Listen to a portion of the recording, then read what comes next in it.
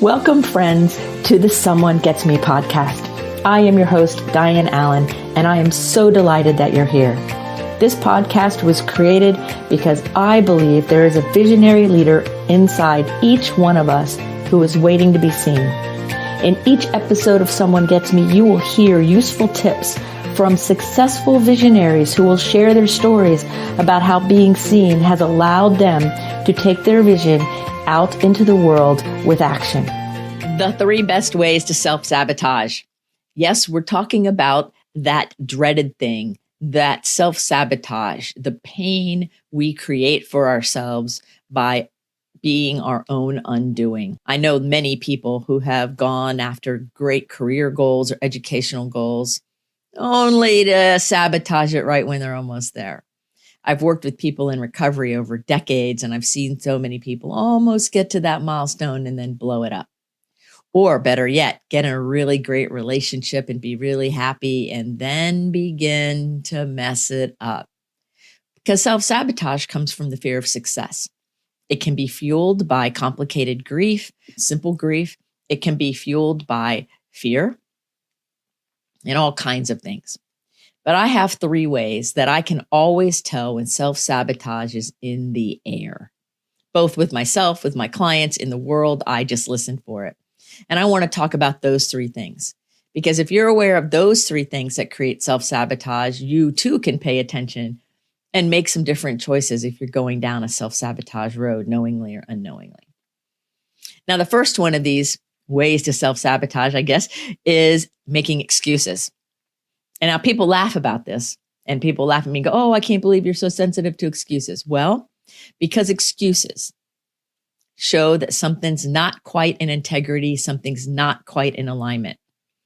Now, you can be making an excuse for you, but you could also be making an excuse for someone else. That's even more dangerous. So when we excuse away non-acceptable behavior in another or in ourselves, we are setting ourselves up for self-sabotage. When I'm in that place where I am not in alignment, it's easy to make an excuse.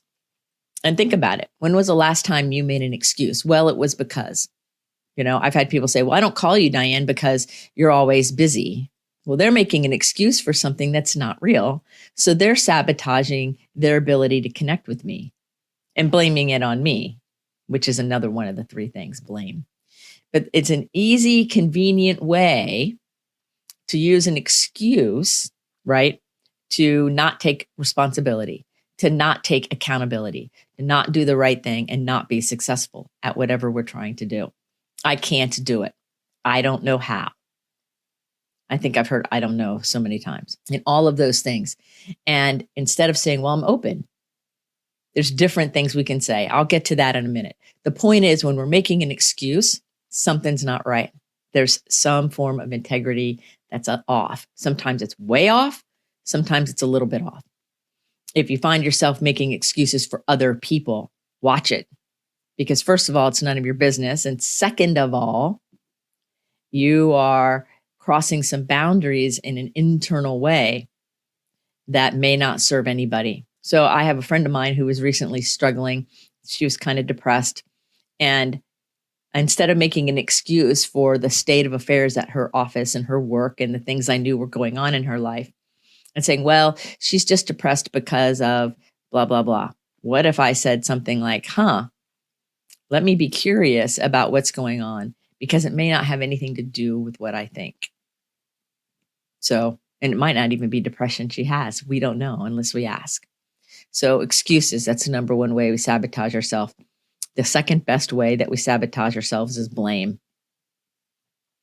Focusing our attention on something else and holding it allegedly accountable or responsible for whatever it is that's going wrong in our life. Yeah, blame. Blame is a form of self-sabotage. Blame causes all kinds of misinformation, heartache, anger, fear, grief, causes all kinds of separation, disconnection, loneliness. So blaming anyone at all is really out of spiritual alignment.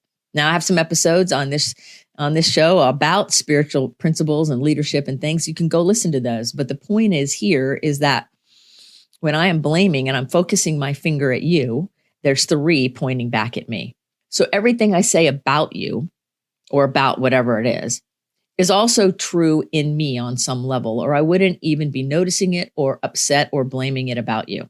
Now, that's a hard pill for some people to swallow, and they might argue with me. It doesn't always look the same. Well, I'm Dianne, that person steals, and I'm not a thief.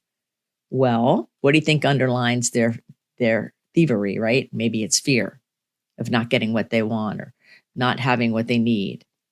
And then what I would ask you is, how do you show the fear of not getting what you want or not getting what you need? And it's in there. It just might look different. So it's also true that if I blame someone or myself for something, right? If I blame another person or I blame me, it doesn't make sense to blame because it sets up the dynamic of self-sabotage. It sets up the I'm not going to quite make it. Well, I'm short, so I'll never be able to reach that goal, or I'm too old to do that, or too much time has gone by. Oh, if only my, teacher would have taught me that, then I wouldn't be where I am. All those things that are like blaming, they don't work. Third thing is explaining away and over talking. I can always tell when people love to be in their talk mode, and I might ask a simple question and then they go on for 40 minutes. Explaining this, explaining that, explaining this, explaining that without being asked for an explanation, or just going on and on and on and on. That is a person who is setting themselves up to sabotage themselves knowingly or unknowingly. So the more awareness we have in our words, our actions, our behaviors, the more awareness we have, then we can go a step deeper and look at our motive, look at what's underneath it. What is fueling us? What matters to us really? And how are we willing to stand up for that?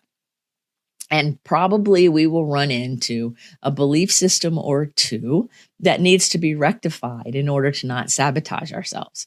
Because in our culture, in our world, there are sometimes, often, beliefs in us that don't belong any longer, that were given to us by another generation, by someone else, or that we adopted, and they're no longer relevant.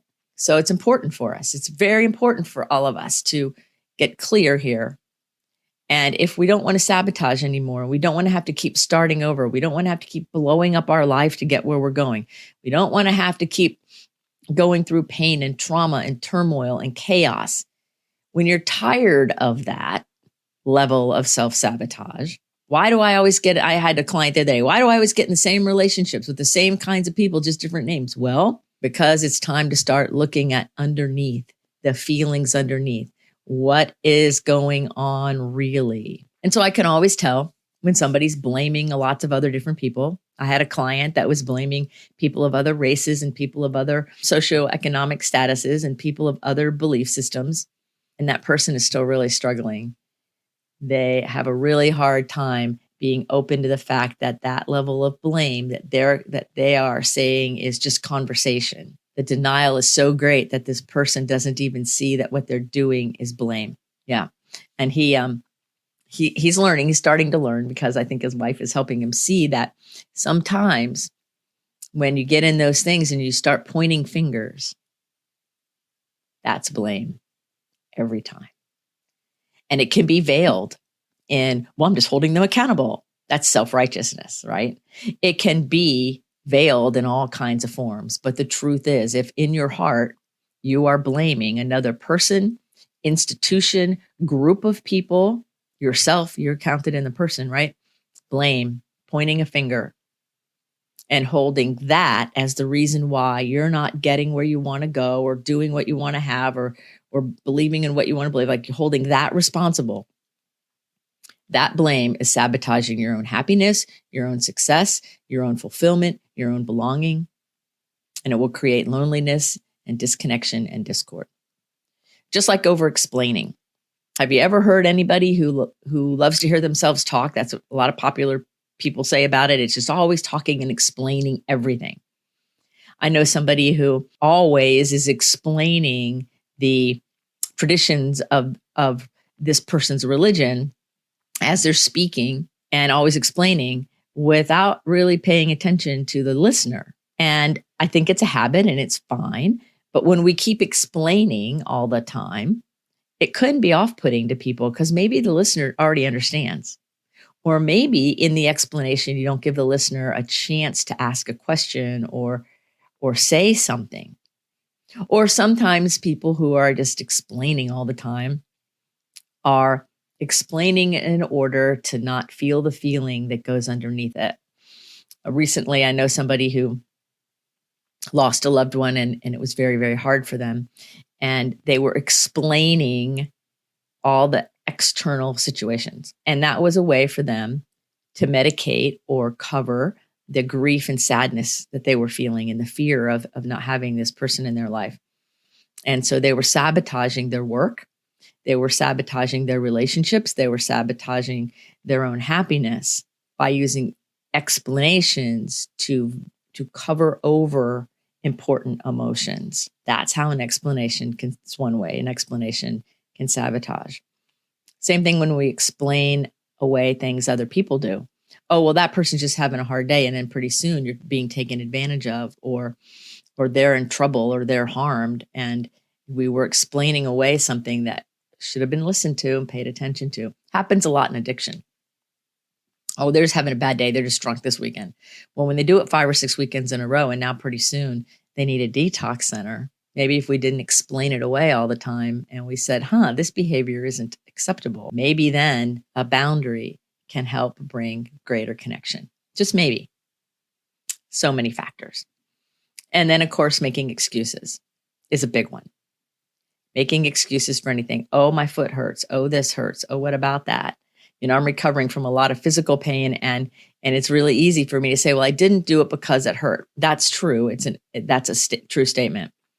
But if I say it as an excuse to not do what needs to happen, then I need to look at that. Is it a valid statement and that's true? Or is it an excuse to not rise to the level I know I'm able to? And only each person, each one of us, only we know the answer to that question. So it's important to discern. Am I making an excuse? Am I explaining something away? What am I doing? Anytime those behaviors, those words, those actions come out of someone's mouth or their behavior, my little radar peak up a little bit and go, what's going on here? What's going on here? Because a person in full alignment and integrity doesn't need any of these three things.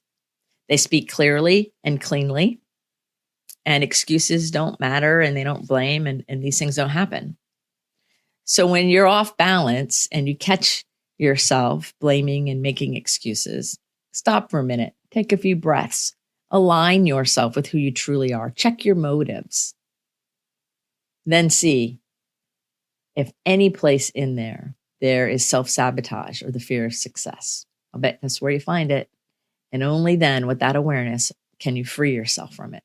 That'll be another podcast episode, how to free ourselves from it. But one way to do it is first tell ourselves the truth.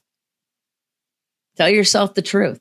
Yep, I've been blaming my mom for the last 50 years because she didn't say she loved me enough.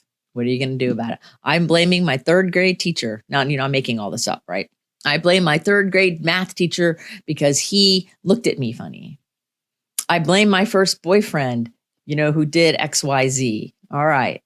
Or even if I want to blame a recent person, a recent client who didn't hold up their end of the bargain in our relationship, how is that going to serve? Holding on to the blame. It will sabotage every time. So when we hold on to those things, we're creating a cycle in ourselves that makes it so that we're always just one step away from the goodness, one step away from the goal. We're never quite reaching what it is we say we're working for. And it's these things that are the culprit. So when you hear them come up, don't get mad at yourself. Don't get all upset. Don't get, oh no, here it is. Say, ooh, get curious. What's going on? How come this is coming out of me? And what can I do to get back in my integrity? And that, my friends, is where we start the next part of the journey of boundaries and releasing ourselves from loneliness and those kinds of things. So remember to put your face to the sun so the shadows fall behind you. And remember that when you're blaming or making excuses or explaining away, you're creating challenges for yourself. And remember, you deserve a life free of self-sabotage, because in my world, you're the best idea God ever had. I know. So until the next episode, if someone gets it, be well. Thank you for listening. I trust you gained some valuable inspiration and information. Please join me and other visionaries in the Someone Gets Me Facebook group. Or for more information on my services and additional episode's, visit someonegetsme.com. Again, thanks for listening.